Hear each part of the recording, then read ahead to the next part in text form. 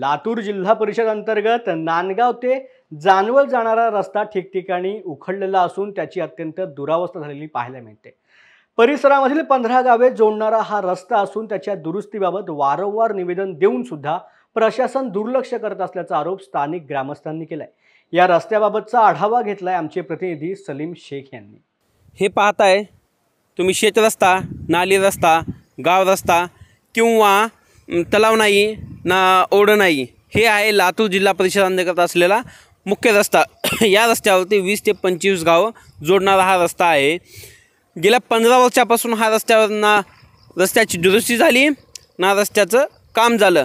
प्रशासनाचं याच्याकडे दुर्लक्ष का आहे? एवढं दिरंगाई का करतं प्रशासन? स्थानिक स्वराज्य प्रतिनिधीसुद्धा याच्याकडे पाठ फिरवल्याचं चित्र पाहायला येतं आहे।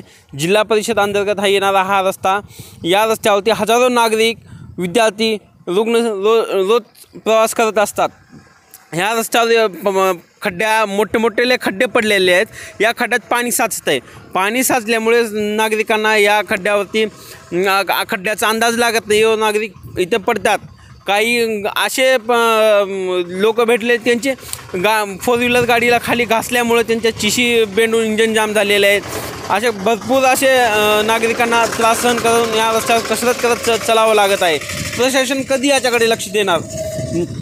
स्थानिक नागरिकांनी आंदोलने सुद्धा करून सुद्धा प्रशासन याच्याकडे लक्ष दिलेलं दिसून येत नाही।